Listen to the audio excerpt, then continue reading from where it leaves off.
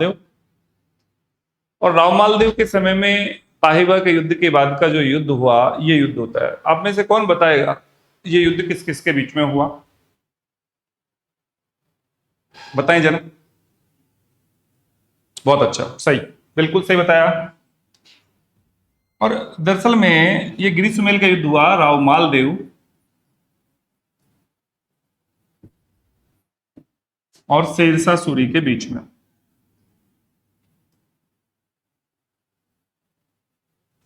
जबरदस्त युद्ध होता है बच्चों। 5 जनवरी सर्दियों के दिन जैतारण में है ये मैदान, पाली में है जैतारण, वहां पे ये मैदान है। और इस युद्ध में दरअसल में शेरशाह सूरी ने कूटनीति का प्रयोग किया।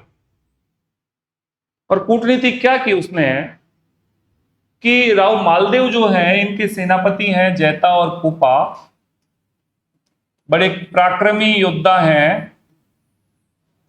और शेरशाह सूरी को अच्छी तरह पता था कि मालदेव के ये जो सेनापति हैं, इनसे मैं नहीं जीत पाऊंगा। तो शेरशाह सूरी ने क्या किया, कूटनीति का प्रयोग किया और मालदेव के शिविर में रुपयों की पोटली भेज दी और जैता और कुपा के शिविर में पत्र भेज दिया। सॉरी, मालदेव के शिविर में क्या भेज दी? पत्र भेज दिया और जैता और कुपा के शिविर में रुपयों की पोटली भेज दी। और ये मैसेज करवा दिया कि जैता और कुपा बिक चुके हैं। आपको यकीन नहीं आता तो उनके शिविर में जाकर आप देख लें। राव मालदेव ने जब उनके शिविर में आकर देखा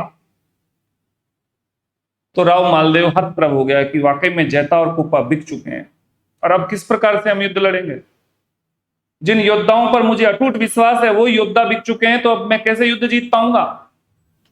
और ये अपने आप में यही पॉइंट इतिहास का एक बड़ा टर्निंग पॉइंट है दोस्तों। राव मालदेव आधी सेना लेकर मेहरानगढ़ आ जाते हैं। प्रातः युद्ध होता है, जैता और कुपा उधर से शेरशाह सूरी और जैता कुपा को पता लगा कि मालदेव आधी सेना लेकर वापिस मेहरानगढ़ गए हैं। तो जैता और कुपा ने अभूतपूर्व वीरता का परिचय दिया। दिन के समय में शेरशाह ने एक स्टॉप ले लिया युद्ध के दौरान नमाज अदा करने का। उसका कारण यह था कि शेरशाह सूरी की सेना खिंची चली आई थी, खत्म। शेरशाह ने आगरा से दूसरी टुकड़ी मंगवाई थी और तब तक वो टुकड़ी पहुंच चुकी थी। दोपहर के बाद में फिर युद्ध आरंभ हुआ। काश यहां पर मालदेव वो आधी सेना लेकर नहीं जाता तो जो अब आगरा से जो टुकड़ी आई थी उसको अब मारवाड़ के राठौड़ों की सेना हरा देती। और यह इतिहास में अपने आप में बड़ा टर्निंग पॉइंट है।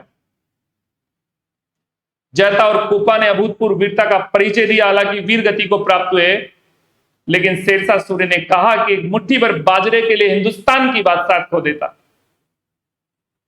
शेरशाह सूरी जीत गया।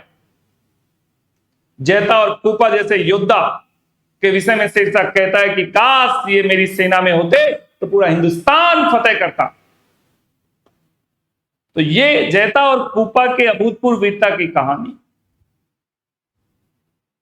शेरशाह सूरी ने मेहरानगढ़ पर अधिकार कर लिया।